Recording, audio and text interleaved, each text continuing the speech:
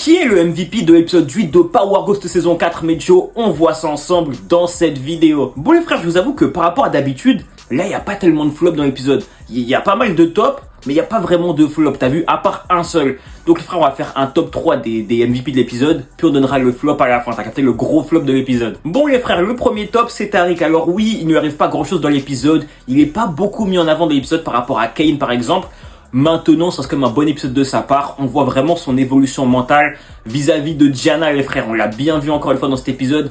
Vis-à-vis de Brayden, encore une fois, on a un Tariq plus réfléchi, plus posé, plus... Tu vois ce que je veux dire? Il voit plus loin qu'avant et ça, j'aime bien. Et du coup, forcément, mon deuxième top, les gars, bah c'est Drew. C'est Drew, bon épisode pour lui encore une fois. Un Drew qui est méchant globalement, un bon antagoniste pour cette saison.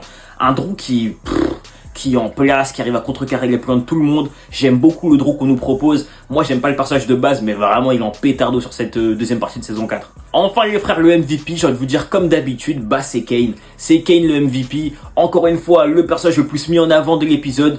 Le personnage qui a le plus d'évolution dans l'épisode. Le personnage qui a le plus de scènes dans l'épisode globalement. Les gars, en fait, c'est sa série. Moi, je le répète, c'est sa série. Qu'on le veuille ou non, c'est sa série. On voit clairement que tout son plan se passe comme prévu. Moi, je vous le répète, il va fumer Noma et récupérer son empire. C'est inévitable. Tout son plan se place comme prévu. Dans le prochain épisode, il va se marier avec Noma, les frères. Actuellement, le bug, il est trop... En fait, il est trop en place. T'as capté, il est trop en place. Même quand maintenant Monet et Drew provoquent, le mec, il a vraiment évolué. Il a vraiment pris en maturité. Il s'en tape. Il réplique même plus, t'as capté. Il rigole carrément. Il rigole face à leur provocation. Le bug, il sait que son plan se passe comme prévu. Et à la fin, c'est eux qui vont faire les choquer, t'as capté. Tout le monde le sous-estime. Il l'a compris. Et maintenant, il en joue. C'est une de ses plus grosses forces.